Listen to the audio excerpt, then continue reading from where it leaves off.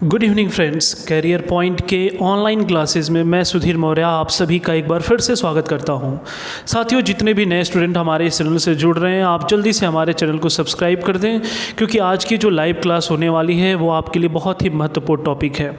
क्योंकि शाम की क्लास में हम लोग इस समय एनसीईआरटी पुस्तक पे से संबंधित भारतीय संविधान के टॉपिक को सॉल्व कर रहे हैं, जहाँ पर आज का जो हमारा टॉपिक होगा मैं आपको बताना चाहूँगा वो है संसद से संबंधित। आपको पता होगा साथियों कि इसके पहले हम लोगों ने 3 वीडियो अभी तक किए हुए हैं इस पॉलिटी से संबंधित, लेकिन आज का जो हमारा टॉपिक है वो बहुत ही इंपॉर्टेंट है पार्लियामेंट से संबंधित, क्योंकि आप देखेंगे जितने भी अधिकतम क्वेश्चन हैं संविधान के वो इसी टॉपिक से बनते हैं। तो उम्मीद है कि आप सभी लाइव चैट में हमसे जुड़ चुके हैं और आज की टेस्ट सीरीज के जो महत्वपूर्ण 33 प्रश्न हैं उनको हम लोग सॉल्व करने का प्रयास करेंगे। आपको करना ये होगा कि जो क्वेश्चन का आंसर आ रहा है आप कमेंट सेक्शन में बताते रहें, उसके साथ साथ जो भी एक्सप्लेनेशन है उस पर आप ज़रूर ध्यान दें। ठीक है साथियों, तो आज की टेस्ट सीरीज शुरू करते हैं। पहला क्वेश्चन आपके लिए है आज की टेस्ट सीरीज का कि भारतीय संविधान में संसदीय शासन व्यवस्था किस देश से ली गई है। आपके विकल्प है अमेरिका के संविधान से, रूस के संविधान से, ब्रिटेन के संविधान से या फिर ऑस्ट्रेलिया के संविधान से। आप सभी मेरे क्वेश्चन पढ़ने, ऑप्शन पढ़ने तक अगर आपको आंसर पता है तो आप ज़रूर कमेंट सेक्शन में बताते रहें। प्रश्न नंबर जो 1 है, इसका जो आंसर है वो है आपका ऑप्शन सी। आप यहाँ डिटेल एक बार समझ सकते हैं कि भारतीय संविधान में संसदीय शासन व्यवस्था ब्रिटेन के संविधान से ली गई है। संसदीय शासन का उद्भव ब्रिटेन में हुआ, इसलिए ब्रिटेन की संसद को संसद की माँ यानी मदर ऑफ ऑल पार्लियामेंट्स भी कहते हैं। वेस्टमिंस्टर मॉडल शासन की एक लोकतांत्रिक संसदीय व्यवस्था है जो सैकड़ों वर्षों के काल में ब्रिटेन में विकसित हुई। इस व्यवस्था का नाम लंदन के पैलेस ऑफ वेस्टमिंस्टर पर आधारित है, जहां पर ब्रिटेन की संसद स्थित है। इसलिए वेस्टमिंस्टर का अर्थ है कि सरकार का वह स्वरूप जो संसदीय है। तो आप ध्यान रखेंगे साथियों, जो भारत का संसदीय स्वरूप है ये ब्रिटेन के संविधान से लिया गया है। बढ़ते हैं आज के टेस्ट सीरीज के दूसरे क्वेश्चन के तरफ। आपको बताना है कि लोकसभा के निर्वाचित सदस्यों की अधिकतम संख्या कितनी है। आपके विकल्प है 530, 545, 540 या फिर 550। अगर आप सभी साथी हमारे इस चैनल पे और हमारे हर एक वीडियो में शुरू से लेकर लास्ट तक बने रहेंगे तो हर दिन आपको कुछ नए प्रश्न, कुछ नई व्याख्याएं आपको ज़रूर मिलेंगी। इसके साथ साथ आपके पास बहुत सारे क्वेश्चंस के कलेक्शन हो जाएंगे जिसका आप नोट्स साथ ही साथ बनाते रहेंगे। क्वेश्चन नंबर 2 का जो आंसर है साथियों वो है आपका ऑप्शन डी 550। आप यहाँ डिटेल समझ सकते हैं। संविधान के अनुच्छेद 81 के अनुसार, यहाँ ध्यान रखेंगे आप, आर्टिकल 81 के अनुसार लोकसभा की अधिकतम संख्या 552 है। लोकसभा के निर्वाचित सदस्यों की संख्या 550 है, जिसमें से इन 550 में 530 राज्यों से तथा केंद्र शासित क्षेत्र से 20 सदस्य होते हैं, किंतु वर्तमान में निर्वाचित सदस्यों की संख्या 543 है। आप ध्यान रखेंगे इस 543 में 530 सदस्य राज्यों से एवं 13 सदस्य केंद्र शासित क्षेत्र से आते हैं, जबकि जो 2 इसमें होते हैं 550 के अलावा 2 जो होते हैं वो एंग्लो इंडियन होते हैं। तो आप ये ध्यान रखेंगे। बढ़ते हैं हम अपने नेक्स्ट क्वेश्चन की तरफ। क्वेश्चन नंबर जो 3 है वो देख सकते हैं आप कि राज्यसभा के सदस्यों का कार्यकाल कितने वर्ष का होता है। आपके ऑप्शन है 3 वर्ष, 4 वर्ष, 5 वर्ष या फिर 6 वर्ष। साथियों, एक बार मैं फिर से रिमाइंड कराना चाहूँगा कि आज का जो हमारा टॉपिक है वो भारतीय संविधान के संसद से संबंधित है और संसद में लोकसभा, राज्यसभा, राष्ट्रपति जो भी मुद्दे हो सकते हैं उन सभी क्वेश्चंस को हम यहाँ सॉल्व करेंगे। क्वेश्चन नंबर जो 3 है इसका जो आंसर है वो है आपका ऑप्शन डी 6 वर्ष। यहाँ आप थोड़ा आर्टिकल पे ध्यान रखेंगे कि संविधान के अनुच्छेद 83(1) के अनुसार राज्यसभा एक स्थायी सदन है और इसका विघटन नहीं किया जा सकता है। इसके सदस्यों का कार्यकाल 6 वर्ष होता है। इसके 1/3 सदस्य प्रत्येक 2 वर्ष की समाप्ति पर सेवानिवृत्त यानी रिटायर हो जाते हैं। बढ़ते हैं हम अपने नेक्स्ट क्वेश्चन की तरफ। क्वेश्चन नंबर 4 से देख सकते हैं आप कि राज्यसभा का गठन किस वर्ष हुआ। आपके ऑप्शन है 1950, 1951, 1952 या फिर 1953।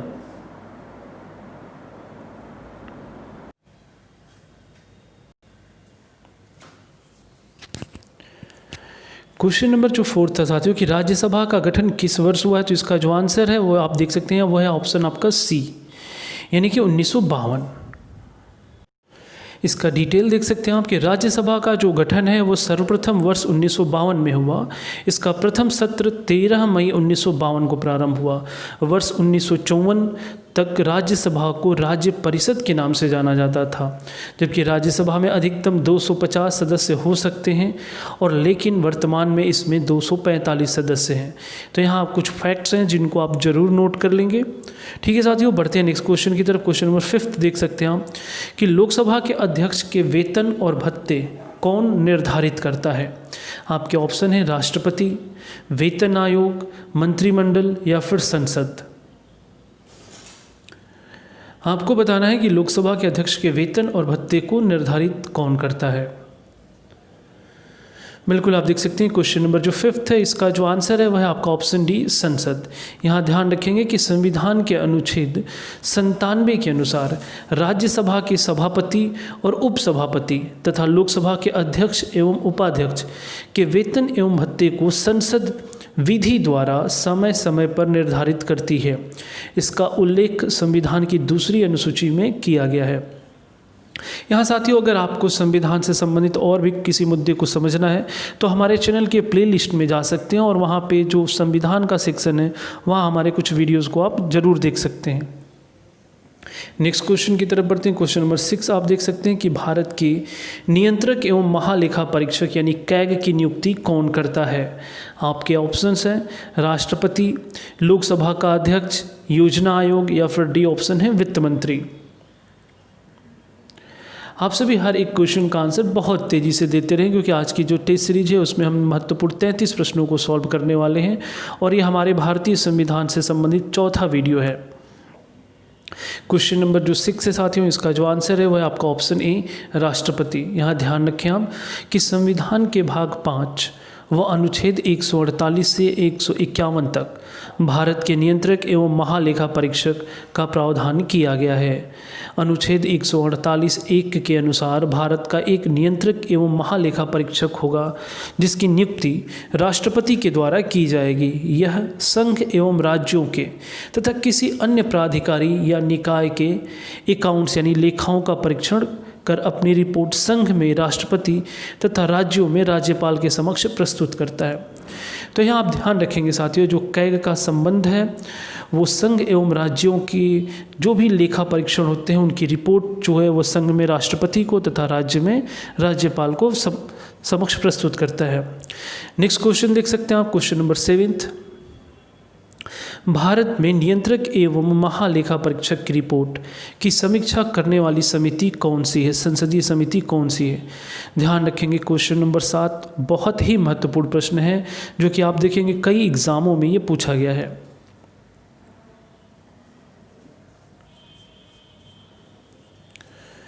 क्वेश्चन नंबर 7 जो है इसका जो आंसर है वो है आपका ऑप्शन सी, लोक लेखा समिति यानी पब्लिक अकाउंट कमेटी। देख सकते हैं आप कि भारत के नियंत्रण एवं महालेखा परीक्षक द्वारा दिए लेखा परीक्षण संबंधी प्रतिवेदनों की जांच लोक लेखा समिति करती है। यह संसद की सबसे पुरानी समिति है तथा इसका गठन 1921 ईस्वी में किया गया। इसके कुल 22 सदस्य होते हैं जिसमें 15 लोकसभा एवं 7 राज्यसभा में शामिल होते हैं। तो आप यहाँ इस प्रश्न को ध्यान रखेंगे कि इसमें 22 सदस्य होते हैं। यह सबसे पुरानी समिति है और इसका गठन 1921 में हुआ था। नेक्स्ट क्वेश्चन की तरफ बढ़ते हैं। क्वेश्चन नंबर 8 आप देख सकते हैं कि किस सदन का सदस्य उस सदन का सदस्य नहीं होता। आपके ऑप्शन है लोकसभा, राज्यसभा, विधानसभा या फिर विधान परिषद। ये जो आप टेस्ट सीरीज कर रहे हैं आपके आगामी उत्तर प्रदेश दरोगा भर्ती यानी UP SI, Bihar SI, Delhi police या आगामी लेखपाल परीक्षा सभी एग्ज़ामों के लिए बहुत ही इंपॉर्टेंट ये टेस्ट सीरीज है क्योंकि संविधान के सेक्शन से आपको साथियों 4 से 5 क्वेश्चन पूछे जाने तय होते हैं। क्वेश्चन नंबर जो 8 है इसका जो आंसर है वो है आपका ऑप्शन बी, राज्यसभा का अध्यक्ष। ध्यान रखेंगे जो राज्यसभा का अध्यक्ष या सभापति होता है वो राज्यसभा का सदस्य नहीं होता बल्कि अनुच्छेद 64 के अनुसार उपराष्ट्रपति राज्यसभा का पदेन सभापति होता है। इसका निर्वाचन संसद के दोनों सदनों के सदस्यों से मिलकर बनने वाले निर्वाचक मंडल द्वारा आनुपातिक प्रतिनिधित्व पद्धति के अनुसार एकल संक्रमणीय मत द्वारा किया जाता है। राज्यसभा के उपसभापति का चुनाव केवल राज्यसभा के सदस्यों के द्वारा किया जाता है। आप ये ध्यान रखेंगे, इस बात को आप सरल शब्दों में समझ सकते हैं कि जो राज्यसभा होता है उसका जो पदेन सभापति होता है वो उसी सदन का सदस्य नहीं होता, बल्कि वो भारत का उपराष्ट्रपति होता है। बढ़ते हैं हम अपने नेक्स्ट क्वेश्चन की तरफ। क्वेश्चन नंबर 9 आप देख सकते हैं कि संसद के किसी सदस्य द्वारा प्रस्तुत प्रस्ताव को लोकसभा का अविलंबनीय विषय मानते हुए जो चर्चा की जाती है उसे क्या कहते हैं? आपके ऑप्शन है स्थगन प्रस्ताव, बी ऑप्शन है अविश्वास प्रस्ताव, सी ऑप्शन है कटौती प्रस्ताव, या फिर डी ऑप्शन है उपरोक्त में से कोई नहीं। क्वेश्चन एक बार मैं रिमाइंड कर देता हूं कि संसद के किसी सदस्य द्वारा प्रस्तुत प्रस्ताव को लोक महत्व का अविलंबनीय विषय मानते हुए जो चर्चा की जाती है उसे क्या कहते हैं? क्वेश्चन नंबर जो 9 है साथियों, इसका जो आंसर है वह है आपका ऑप्शन ए स्थगन प्रस्ताव। ध्यान रखेंगे, स्थगन प्रस्ताव प्रस्तुत करने का मूल उद्देश्य लोक महत्व के अविलंबनीय विषयों पर संसद के किसी सदस्य द्वारा किसी भी सदन में लाया जा सकता है, किंतु इस प्रस्ताव को कम से कम 50 सदस्यों की सहमति तथा अध्यक्ष की अनुमति से ही लाया जा सकता है, जिसके तहत सदन की नियमित कार्यवाही को स्थगित करके इस पर चर्चा कराई जाती है एवं इस प्रस्ताव पर कम से कम 2.5 घंटे तक चर्चा होना आवश्यक है। तो यहाँ उम्मीद है कि आप स्थगन प्रस्ताव के बारे में पूरा डिटेल समझ पाए होंगे। बढ़ते हैं नेक्स्ट क्वेश्चन की तरफ। क्वेश्चन नंबर 10 जो है वो देख सकते हैं आप कि मंत्री परिषद में शामिल नहीं है कैबिनेट मंत्री, राज्य मंत्री, कैबिनेट सचिव या फिर स्वतंत्र प्रभार मंत्री।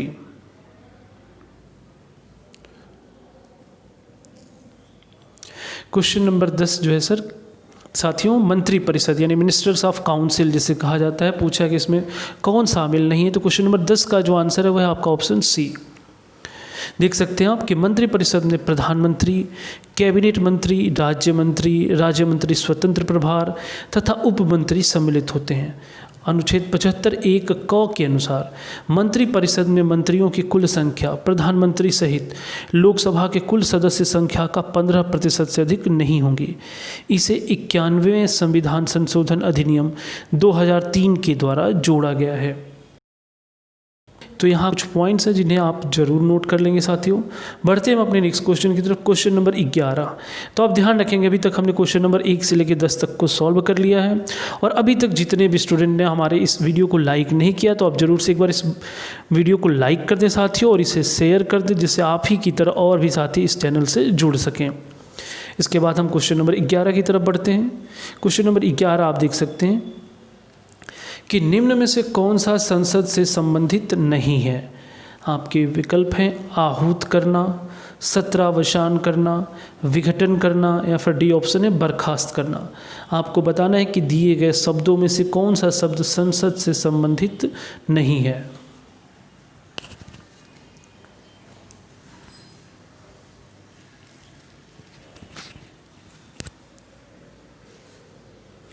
क्वेश्चन नंबर 11 का आंसर जो है आप देख सकते हैं यहाँ पे, यह है आपका ऑप्शन डी।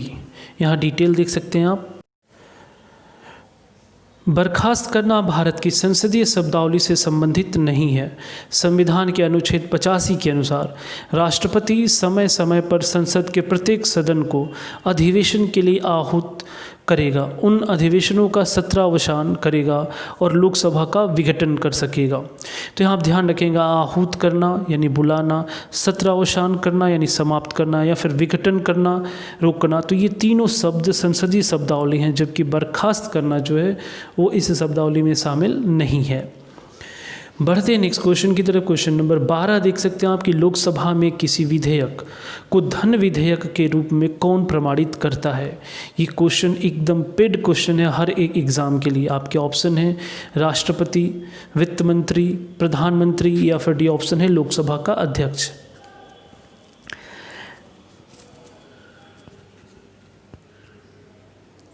साथियों, इस समय हम आपकी तैयारी के लिए ऑब्जेक्टिव क्वेश्चंस की टेस्ट सीरीज एनसीईआरटी पुस्तकों से लेकर आ रहे हैं। सुबह के टाइम में एक वीडियो हम आपके लिए इस समय साइंस के शुरू किए हैं और जबकि शाम के टाइम में हम लोग संविधान से संबंधित प्रश्नों को सॉल्व कर रहे हैं। आप हमारे इस चैनल पे हमारे साथ हर एक वीडियो में ज़रूर बने रहा करें, जिससे आपकी एक तैयारी क्रमिक रूप से सिस्टमेटिक ढंग से आपकी चलती रहेगी। क्वेश्चन नंबर जो 12 है साथियों, इसका जो आंसर है वह है आपका ऑप्शन डी, लोकसभा का अध्यक्ष। यहाँ आप ध्यान दे सकते हैं, कोई विधेयक धन विधेयक यानी मनी बिल है या नहीं, इसका निर्णय लोकसभा अध्यक्ष द्वारा किया जाता है और उसका विनिश्चय अंतिम होता है। अनुच्छेद 117(1) के अनुसार धन विधेयक राष्ट्रपति की अनुशंसा से केवल लोकसभा में ही प्रस्तावित किया जाएगा। धन विधेयक का उल्लेख संविधान के अनुच्छेद 110 में किया गया है। इसके अनुसार कोई विधेयक धन विधेयक होगा यदि उसमें निम्न विषय सम्मिलित हों। यहाँ आप देख सकते हैं, किसी कर का अधिरोपण, उत्सादन, परिहार या फिर परिवर्तन, ये पहला हुआ विषय। दूसरा है भारत सरकार द्वारा धन उधार लेने का या कोई प्रतिभूति देने, भारत की संचित निधि तथा आकस्मिकता निधि पर किसी व्यय को भारित करना। तो आप समझ सकते हैं यहाँ जो भी डार्क पॉइंट ऐसे बने हुए हैं, ये सब के सब धन विधेयक में शामिल माने जाते हैं। नेक्स्ट क्वेश्चन आप देख सकते हैं, क्वेश्चन नंबर जो 13 है आपके लिए, कि प्राक्कलन समिति, जिसे एस्टीमेट कमेटी भी बोला जाता है, संसद के किस सदन के सदस्यों से गठित की जाती है। यानी आपको बताना है कि प्राक्कलन समिति में कौन कौन से सदस्य होते हैं। दोनों सदनों के सदस्य, राज्यसभा के सदस्य, लोकसभा के सदस्य या फिर उपरोक्त में से कोई नहीं।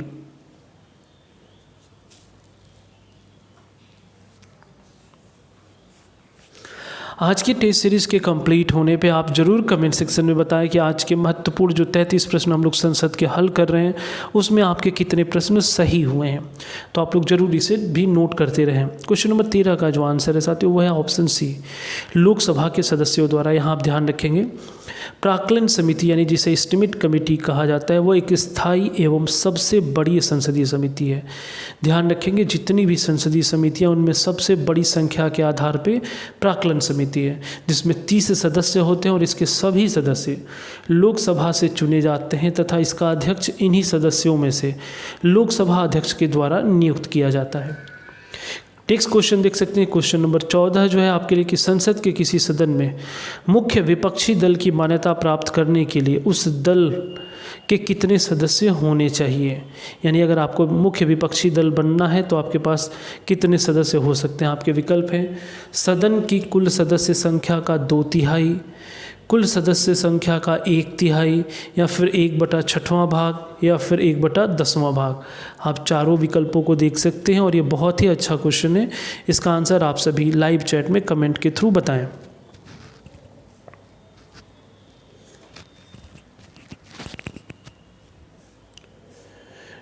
क्वेश्चन नंबर जो 14 है साथियों, कि संसद के मुख्य विपक्षी दल से संबंधित, इसका जो आंसर है वो आप देख सकते हैं। इसका आंसर है ऑप्शन डी। यहाँ थोड़ा सा ये पिक्चर हेजी पिक्चर है, लेकिन मैं जो बोल रहा हूँ आप उसे ध्यान से समझेंगे कि लोकतंत्र में विपक्ष की भूमिका भी उतनी ही महत्वपूर्ण होती है जितनी कि सत्ता पक्ष की होती है। संसद के दोनों सदनों में विपक्षी दल यानी अपोजिशन पार्टी जो होता है, वो विपक्ष का दर्जा उसे तभी मिलता है जब उसके सदस्य संख्या उस सदन के 1/10वां भाग के बराबर हो। लोकसभा में 55 सदस्य और राज्यसभा में 25 सदस्य होना आवश्यक है। तो आप ध्यान रखेंगे, यहाँ उस सदन का 1/10वां भाग होना चाहिए कम से कम। बढ़ते हैं नेक्स्ट क्वेश्चन की तरफ। क्वेश्चन नंबर 15 देख सकते हैं आप, कि अनुच्छेद 108 के अंतर्गत लोकसभा और राज्यसभा की संयुक्त बैठक आहूत की जाती है। आपको बताना है किसके द्वारा। आपके ऑप्शन है राष्ट्रपति द्वारा, लोकसभा स्पीकर द्वारा, प्रधानमंत्री द्वारा या फिर डी ऑप्शन है राज्यसभा के अध्यक्ष द्वारा।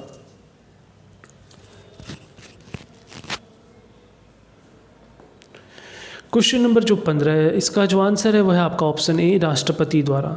आप यहाँ कुछ पॉइंट्स को ध्यान रखेंगे कि संविधान के अनुच्छेद 108 में संयुक्त अधिवेशन का प्रावधान किया गया है। जब किसी साधारण विधेयक पे दोनों सदनों के बीच असहमति के कारण गतिरोध उत्पन्न हो जाता है तो राष्ट्रपति को यह शक्ति प्राप्त है कि वह विधेयक पर विचार करने और मतदान करने के लिए दोनों सदनों का संयुक्त अधिवेशन बुलाए। संयुक्त अधिवेशन की जो अध्यक्षता है वो लोकसभा अध्यक्ष द्वारा की जाती है। यहाँ पॉइंट्स आप ध्यान रखेंगे कि कोई भी जो सेशन होता है बुलाने का कार्य राष्ट्रपति के जिम्मे ही है, लेकिन उसकी जो अध्यक्षता है अगर ज्वाइंट सेशन है तो वो करता है लोकसभा का अध्यक्ष। क्वेश्चन नंबर 16 देख सकते हैं आपकी, संसद की लोक लेखा समिति का अध्यक्ष नियुक्त किया जाता है। आपके ऑप्शन है लोकसभा अध्यक्ष द्वारा, भारत के प्रधानमंत्री द्वारा, भारत के राष्ट्रपति द्वारा या फिर राज्यसभा के अध्यक्ष द्वारा। अगर आप हमारे द्वारा हर क्वेश्चन के एक्सप्लेनेशन को सही ढंग से समझ रहे होंगे तो आपको इसका आंसर हम पहले भी बता चुके हैं। क्वेश्चन नंबर जो 16 है इसका जो आंसर है वो है आपका ऑप्शन ए। यहाँ ध्यान रखेंगे कि संसद की लोक लेखा समिति के अध्यक्ष की नियुक्ति लोकसभा अध्यक्ष द्वारा किया जाता है। वर्ष 1967 से यह परंपरा रही है कि इस समिति का अध्यक्ष विपक्षी दल के किसी सदस्य को नियुक्त किया जाता है। लोक लेखा समिति को कभी कभी प्राक्कलन समिति की जुड़वा बहन भी कहा जाता है, क्योंकि इन समितियों के कार्य एक दूसरे के पूरक होते हैं। प्राक्कलन समिति सार्वजनिक व्यय के अनुमानों के संबंध में कार्य करती है, तो लोक लेखा समिति सरकार के व्यय के लिए सदन द्वारा प्रदान की गई राशियों का विनियोग दर्शाने वाले लेखाओं की जांच करती है, जिसका उद्देश्य यह सुनिश्चित करना होता है कि धन उसी मद में खर्च हुआ है जिसके लिए प्रदान किया गया था। तो उम्मीद है आप यहाँ एक्सप्लेनेशन से इस क्वेश्चन को बहुत अच्छे ढंग से समझ पाए होंगे। नेक्स्ट क्वेश्चन देख सकते हैं आप, क्वेश्चन नंबर जो 17 है आज की टेस्ट सीरीज में, कि संसदीय सरकार की एक प्रमुख विशेषता है कार्यपालिका का निश्चित कार्यकाल होता है, कार्यपालिका लोगों के प्रति उत्तरदायी होती है, कार्यपालिका विधानमंडल से अलग होती है या फिर संसद के प्रति मंत्रिपरिषद सामूहिक रूप से उत्तरदायी होती हैं।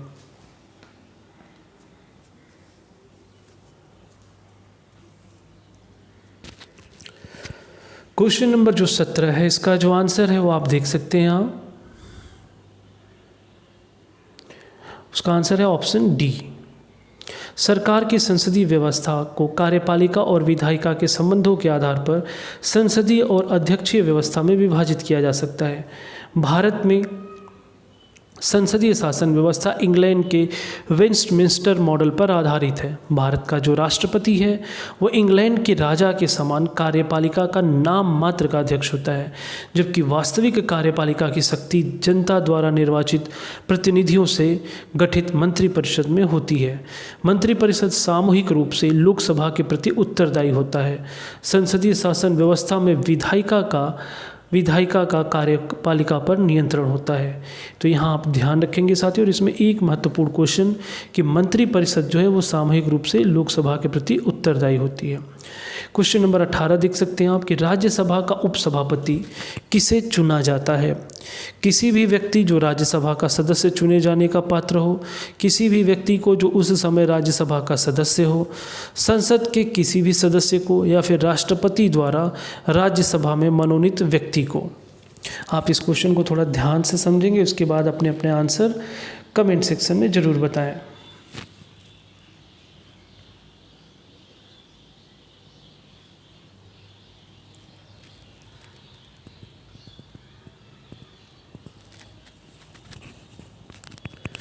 क्वेश्चन नंबर जो 18 है साथियों, इसका जो आंसर है वह है आपका ऑप्शन बी। यहाँ ध्यान रखेंगे, संविधान के अनुच्छेद 89(2) के अनुसार राज्यसभा यथाशीघ्र अपने किसी सदस्य को उपसभापति चुनेगी, और जब उपसभापति का पद रिक्त हो तो राज्यसभा किसी अन्य सदस्य को उपसभापति चुनेगी। तो यहाँ मैं आपसे एक बार क्लियर करना चाहूँगा कि आप सभी ये जरूर कमेंट सेक्शन में बताएं कि उपसभापति जो है वो उसी सदन का सदस्य तो होता है, लेकिन जो सभापति होता है वो किस सदन का सदस्य होता है। आप ध्यान रखेंगे, जो सभापति होता है राज्यसभा में वो उस सदन का सदस्य नहीं होता, बल्कि वो उपराष्ट्रपति जो होता है वही सभापति के रूप में कार्य करता है। नेक्स्ट क्वेश्चन की तरफ बढ़ते हैं। क्वेश्चन नंबर 19 देख सकते हैं आपके, केंद्रीय विधानमंडल का अध्यक्ष बनने वाले पहले भारतीय कौन थे। सच्चिदानंद सिन्हा, जीवी मावलंकर, विट्ठल भाई पटेल या फिर डॉक्टर राजेंद्र प्रसाद।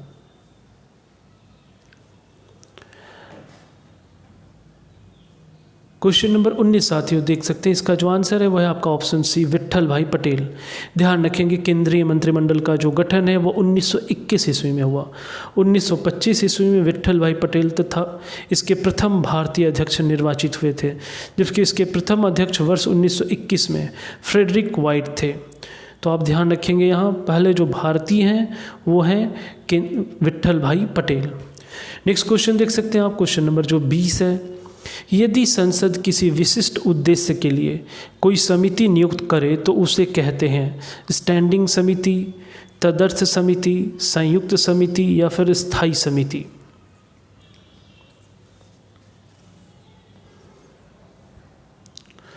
बिल्कुल, क्वेश्चन नंबर जो 20 है इसका आंसर आप देख सकते हैं वो है आपका ऑप्शन बी, तदर्थ समिति, जिसे एडहॉक कमेटी भी कहा जाता है। आप देख सकते हैं डिटेल इसका। संसद द्वारा किसी विशिष्ट उद्देश्य के लिए जो समिति गठित की जाती है उसे अस्थायी या तदर्थ समिति कहते हैं। ये समितियां दो प्रकार की होती हैं। पहली है प्रवर या संयुक्त प्रवर समिति। इसका गठन किसी विशेष विधेयक पर विचार करने के लिए किया जाता है।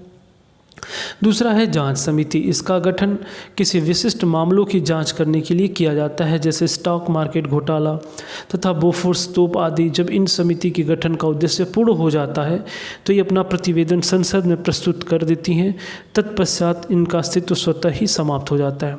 यहाँ साथियों मैं इसको आपको थोड़ा सरल शब्दों में समझाना चाहूँगा कि आप देखेंगे संसद में कई समितियाँ होती हैं। एक समिति जो होती है जिसे तदर्थ समिति जो कहा जाता है, तदर्थ का अर्थ होता है जब अपना अर्थ कंप्लीट हो जाए, यानी किसी विशेष उद्देश्य के लिए इन्हें बनाया जाता है, और जब वो उद्देश्य कंप्लीट होता है तो ये समिति ऑटोमेटिक यानी अपने आप समाप्त हो जाती है। बढ़ते हैं हम अपने नेक्स्ट क्वेश्चन की तरफ। क्वेश्चन नंबर 21 देख सकते हैं आप कि निम्न में से कौन सा प्रस्ताव संघीय बजट से संबंधित है। आपके ऑप्शन है स्थगन प्रस्ताव, निंदा प्रस्ताव, कटौती प्रस्ताव या फिर उपरोक्त में से कोई नहीं। आपको बताना है कौन सा प्रस्ताव संघीय बजट से संबंधित है। आज का जो टॉपिक है पार्लियामेंट यानी संसद, इसमें उससे संबंधित जितने भी सवाल किसी भी सरकारी एग्ज़ाम या फिर आयोग की परीक्षाओं में पूछे गए हैं उन सभी क्वेश्चंस का महत्वपूर्ण कलेक्शन हम लोग यहाँ पे सॉल्व कर रहे हैं। क्वेश्चन नंबर 21 का जो आंसर है आपका ऑप्शन सी, कटौती प्रस्ताव, जिसे कट मोशन भी कहा जाता है। आप इसे देख सकते हैं। कटौती प्रस्ताव संघीय बजट से संबंधित है। यह प्रस्ताव विपक्ष द्वारा सरकार की अनुदान की मांगों में कटौती के उद्देश्य से लोकसभा में प्रस्तुत किया जाता है। यह 3 प्रकार की होती है। पहली है नीतिगत कटौती, दूसरा है आर्थिक कटौती तथा तीसरी है सांकेतिक कटौती। बढ़ते हैं हम अपने नेक्स्ट क्वेश्चन की तरफ। क्वेश्चन नंबर 22 देख सकते हैं जो कि बहुत ही इंपॉर्टेंट क्वेश्चन है कि लोकसभा की कार्यवाही आयोजित करने के लिए अपेक्षित गणपूर्ति या कोरम क्या है। यानी आपको बताना है कि अगर लोकसभा की कार्यवाही को आयोजित करना है तो कम से कम उसमें कितने सदस्य होने चाहिए। 1/6वां भाग, 1/8वां भाग, 1/10वां भाग या फिर 1/5वां भाग।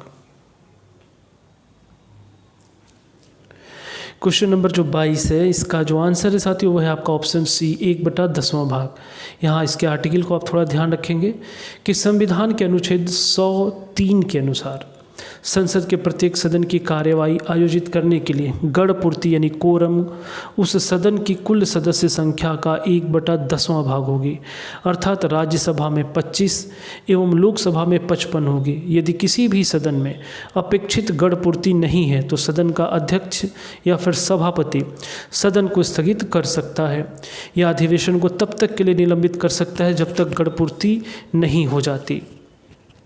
उम्मीद है आप यहाँ इसकी व्याख्या को समझ पाए होंगे। बढ़ते हैं नेक्स्ट क्वेश्चन की तरफ। क्वेश्चन नंबर 23 देख सकते हैं आपके निम्नलिखित में से कौन सा अनुच्छेद संसद को राज्य सूची के विषय पर कानून बनाने का अधिकार देता है। आपके ऑप्शन है आर्टिकल 115, आर्टिकल 183, आर्टिकल 221 या फिर आर्टिकल 249।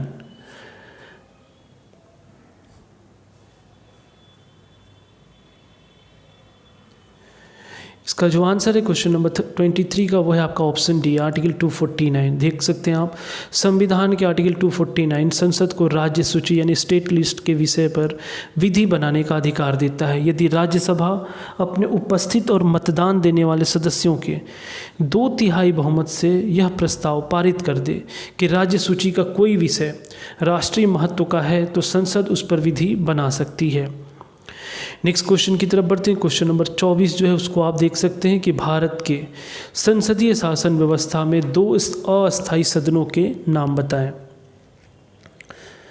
राज्यसभा एवं राज्यों की विधानसभाएं, लोकसभा और राज्यों की विधान परिषद, राज्यसभा और राज्यों की विधान परिषद, या फिर डी ऑप्शन है लोकसभा और राज्यों की विधानसभाएं। इस क्वेश्चन में भी मुझे उम्मीद है बहुत सारे लोग कंफ्यूज होंगे, तो आप सोच समझकर इसका आंसर बताएं।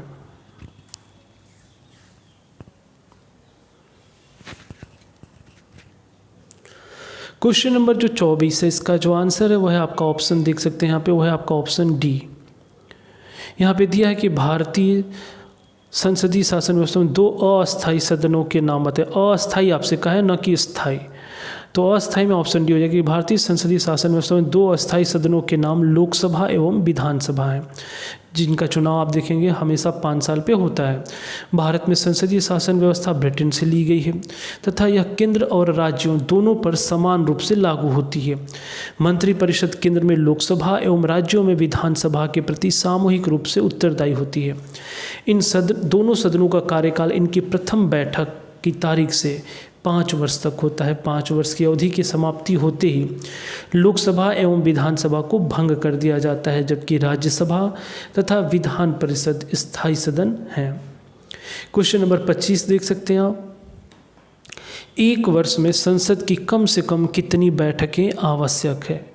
1 बार, 2 बार, 3 बार या फिर 4 बार? आप क्वेश्चन को ध्यान से देखिए और इसका आंसर बताएं। जितने भी हमारे साथ हैं इस चैनल को इस समय इस वीडियो को देख रहे हैं, आप निश्चित तौर पे मैं आपसे ये ज़रूर कहना चाहूँगा कि आप लाइव चैट के थ्रू कमेंट सेक्शन में आप ज़रूर आएँ। आपका आंसर करना ही आपके लिए जानकारी है। अगर आप गलत या सही कुछ भी करते हैं तो आप उस समय क्या सोचते हैं उस प्रश्न को लेके ये आपको समझ होगी, तो आप लोग ज़रूर पार्टिसिपेट किया करें। 25 नंबर क्वेश्चन का जो आंसर है वह आपका ऑप्शन बी 2 बार। आप यहाँ देख सकते हैं कि संविधान के आर्टिकल 85 के अनुसार राष्ट्रपति संसद के दोनों सदनों को अधिवेशन के लिए करेगा, किंतु उसके एक सत्र की अंतिम बैठक तथा अगले सत्र की प्रथम बैठक के बीच 6 माह से अधिक का अंतराल नहीं होना चाहिए। अर्थात एक वर्ष में कम से कम 2 सत्रों का आयोजन किया जाना आवश्यक है।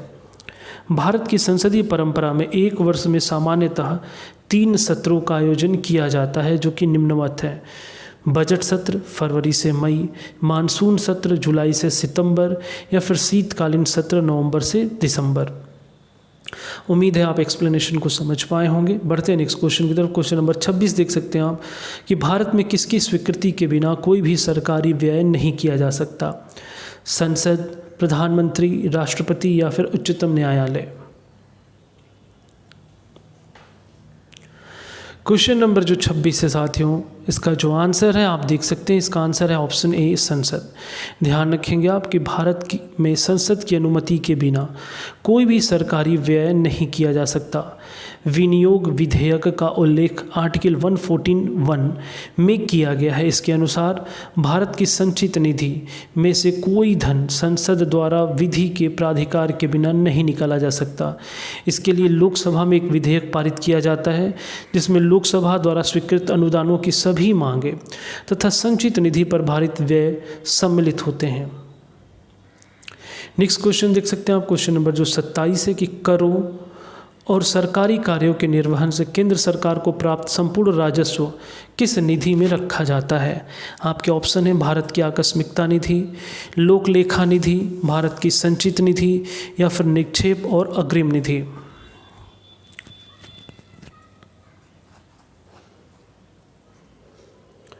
क्वेश्चन नंबर जो 27 है साथियों, इसका जो आंसर है आप यहाँ देख, इसका जो आंसर है वह है आपका ऑप्शन सी, भारत की संचित निधि यानी कंसोलिडेटेड फंड ऑफ इंडिया का उल्लेख संविधान के अनुच्छेद 266 के अंतर्गत किया गया है। आकस्मिकता निधि एवं राज्यों के लिए धन के आवंटन के अतिरिक्त भारत सरकार का राजस्व या उसके लिए गए करों आदि से जो भी धन प्राप्त होगा उससे एक संचित निधि बनेगी, जिसे भारत की संचित निधि के नाम से जाना जाएगा।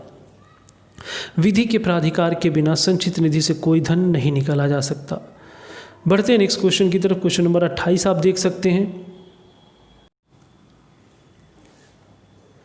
क्वेश्चन नंबर जो 28 है आपके लिए कि निम्नलिखित में से कौन सा एक कथन सत्य है?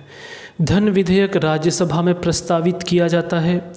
धन विधेयक संसद के दोनों सदनों में किसी में भी प्रस्तावित किया जा सकता है। धन विधेयक लोकसभा में प्रस्तावित नहीं किया जा सकता, या फिर डी ऑप्शन है, धन विधेयक केवल लोकसभा में प्रस्तावित किया जाता है। आपको बताना है कि इन दिए गए 4 कथनों में से कौन सा कथन सत्य है।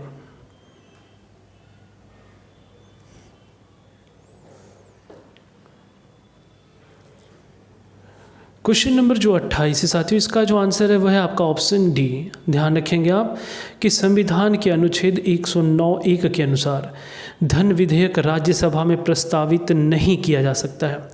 धन विधेयक राष्ट्रपति की पूर्व अनुमति के पश्चात ही केवल लोकसभा में प्रस्तावित किया जा सकता है। लोकसभा धन विधेयक को पारित करने के पश्चात राज्यसभा को उसकी सिफारिशों के लिए भेजा जाता है। राज्यसभा विधेयक की प्राप्ति की तारीख से 14 दिन की अवधि के अंदर अपनी सिफारिशें सहित यदि कोई हो तो लोकसभा को लौटा देती है। लोकसभा राज्यसभा की किसी एक या सभी सिफारिशों को स्वीकार अथवा अस्वीकार कर सकती है। तो आप ध्यान रखेंगे, धन विधेयक के मामले में जो पूरा पावर है वो लोकसभा के पास है। बढ़ते हैं हम अपने नेक्स्ट क्वेश्चन की तरफ। क्वेश्चन नंबर 29 देख सकते हैं आप कि निम्नलिखित में से कौन सा एक व्यय भारत की संचित निधि पर भारित नहीं होता। आपके ऑप्शन है भारत के मुख्य न्यायाधीश के वेतन और भत्ते, भारत के नियंत्रक एवं महालेखा परीक्षक के वेतन और भत्ते, भारत के प्रधानमंत्री के वेतन और भत्ते, तथा डी ऑप्शन है संघ लोक सेवा आयोग के अध्यक्ष के वेतन और भत्ते।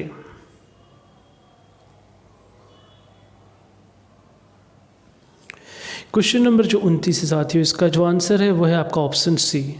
यहाँ आप ध्यान रखेंगे कि संविधान के अनुच्छेद 112(3) के अनुसार भारत की संचित निधि पर भारित व्यय जो होगा वो होगा राष्ट्रपति, राज्यसभा के सभापति और उपसभापति, लोकसभा के अध्यक्ष एवं उपाध्यक्ष, उच्चतम न्यायालय के न्यायाधीशों तथा भारत के नियंत्रक एवं महालेखा परीक्षक के वेतन एवं भत्ते।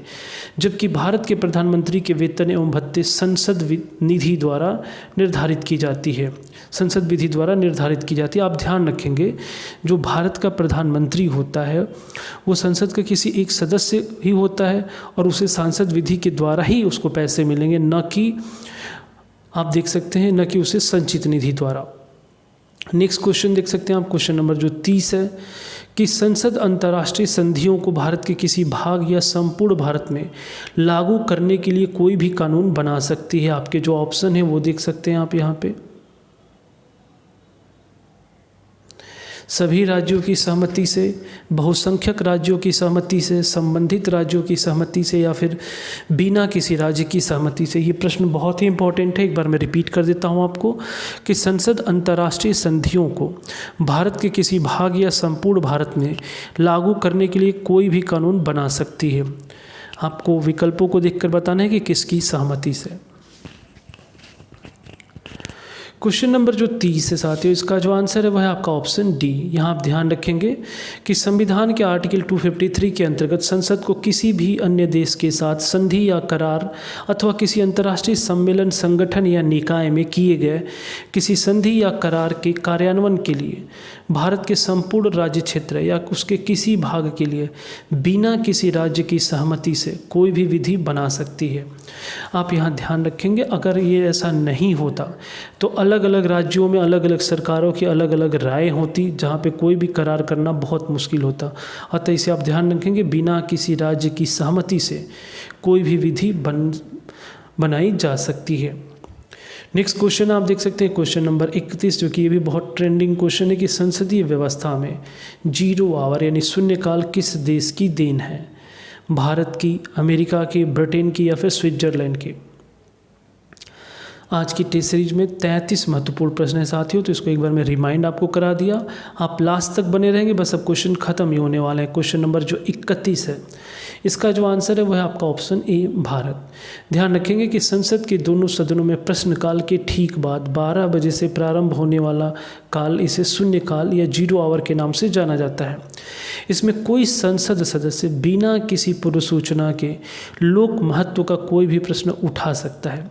शून्यकाल को वर्ष 1962 में भारतीय संसदीय प्रक्रिया में शामिल किया गया। क्वेश्चन नंबर 32 देख सकते हैं आप कि लोकसभा का पहला आम चुनाव कब हुआ था। आपके ऑप्शंस हैं कि 1949, 1952, 1950 या फिर 1954। आपको बताना है कि लोकसभा का पहला आम चुनाव कब हुआ था।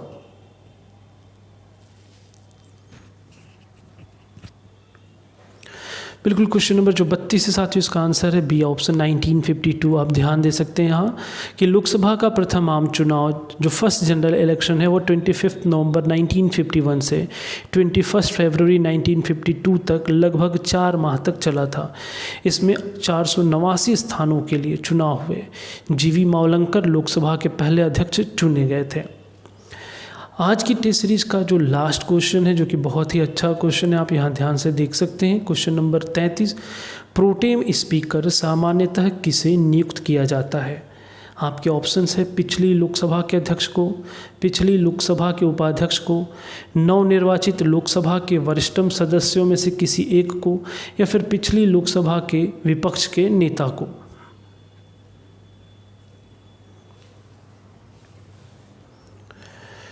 क्वेश्चन नंबर जो 33 है साथियों, इसका जो आंसर है आप देख सकते हैं वो है ऑप्शन आपका सी। प्रोटेम स्पीकर सामान्यतः नवनिर्वाचित लोकसभा के वरिष्ठतम सदस्यों में से किसी एक को राष्ट्रपति द्वारा नियुक्त किया जाता है। तत्पश्चात प्रोटेम स्पीकर द्वारा लोकसभा के सदस्यों को शपथ दिलाई जाती है और लोकसभा के सदस्यों में से किसी एक सदस्य को लोकसभा का अध्यक्ष चुन लिया जाता है। उसके पश्चात स्वतः ही प्रोटेम स्पीकर का पद समाप्त हो जाता है। तो यहाँ आप ध्यान रखेंगे इस क्वेश्चन का जो आंसर था वो था आपका ऑप्शन सी। तो साथियों ये तो था भारतीय संविधान की जो हमारी एनसीईआरटी पे आधारित टेस्ट सीरीज चल रही है, उसका जो चौथा वीडियो है वो यहाँ पे आपका कंप्लीट होता है। इसमें हमने अब तक आपको मूल अधिकार, राज्य के नीति निर्देशक तत्व, इसके बाद राष्ट्रपति, तो हमने कई सारे पॉइंट्स जो हैं अभी तक कंप्लीट किए हैं। अभी बहुत सारे पॉइंट्स ऐसे हैं जो आगे हम लोग डील करेंगे। तो आपने बस, अगर आपको हमारा ये वीडियो आपको आज का पसंद आया हो तो आप निश्चित तौर पे हमारे इस चैनल को तथा इस वीडियो को ज़रूर लाइक करें आप, और इसके साथ साथ ज़्यादा से ज़्यादा इसे शेयर करें जिससे और भी अधिक स्टूडेंट इस चैनल से जुड़ सकें। साथियों अगर आपको इसके अलावा अगर आपकी कोई भी क्वेरी है तो आप हमारे कोचिंग इंस्टीट्यूट या फिर हमारे इस ऑनलाइन प्लेटफॉर्म पे भी आप हमसे कोई भी सवाल कर सकते हैं। इसके अलावा अगर आप हमें व्हाट्सएप ग्रुप से हमारे जुड़ना चाहते हैं तो उसका नंबर और ऑफिस कॉन्टैक्ट नंबर आपके इस डिस्प्ले पे शो हो रहा होगा, आप इसको नोट कर सकते हैं।